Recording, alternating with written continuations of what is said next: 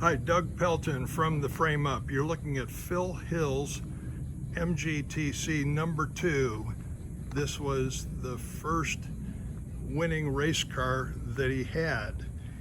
He purchased it in 1947 from International Motors in Hollywood, California, where he worked as a mechanic. His sole motivation for working for them was to be able to buy a Chirac supercharger at their cost.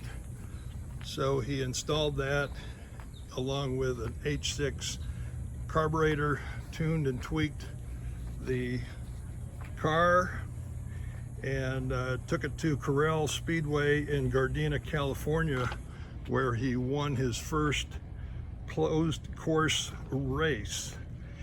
He went on to international fame, being one of 2 American drivers to win the Formula One World's Drivers' Championship. He was only one of 2 born in the U.S., the other being Mario Andretti.